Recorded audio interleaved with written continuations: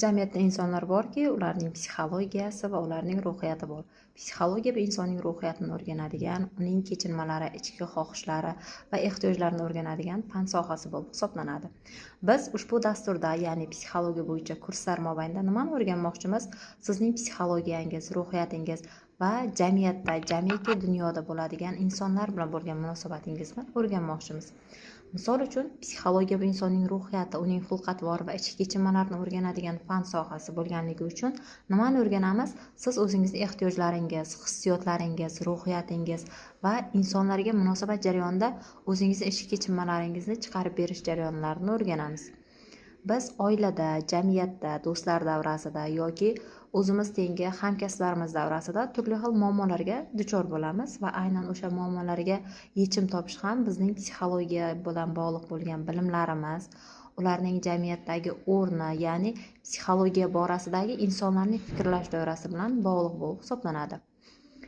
Biz jamiyatda turli xil muammolarga duch kelamiz deb yuqorida aytdim.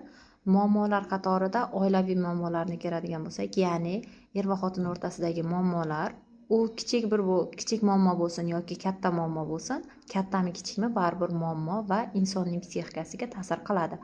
Insonning psixikasiga ta'sir qilish doirasida u ovqat yemasligi, biror bir xatti-harakatlarni to'g'ri tartibda bajarmasligi, hattoki uyqu tartibini ham buzilishiga duchor bo'lishi mumkin. Va aynan o'sha holatlarni biz jamiyatda ko'ramiz, kuzatamiz. Ushbu holatlarni bartaraf qilish uchun insonlar psixologiya borasidagi bilimlarga ega bo'lishi kerak. Aynan biz hozir yuqoridagi psixologiya darslarimiz bilan biz nima demoqchimiz sizga? U darslar orqali siz o'zligingizni ong va ong osti, ya'ni insonning o'zining psixikasi, psixologiyasi haqidagi bilimlarga ega bo'lib borasiz.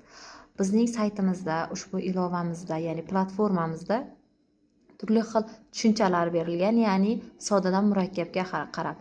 Biz ushbu darslar mobaynida har bir mavzu bo'yicha 5 tadan tartiblangan, tuzilgan va ma'lum bir tuzilmaviy tartibga ega bo'lgan darslar doirasida biz bitta mavzuni chuqur o'rganamiz va chuqur o'rganilgan, o'zlashtirilgan darslar natijasida yakuniy xulosalangan testlarni yechib va o'zimizning, ya'ni psixologiyamiz borasidagi ma'lumotlarga ega bo'lamiz.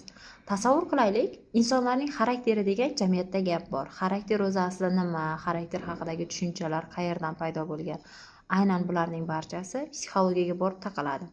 Siz xarakteringiz bo'yicha, ya'ni faqatgina siz emas, balki sizning atrofingizdagi insonlar xarakteri bo'yicha ma'lum bir ma'lumotlarga ega bo'lasiz. Biz aytadigan 5 dars mobaynida va to'plangan ma'lumotlarni o'zlashtirib, o'zingiz uchun xulosa qilgan holda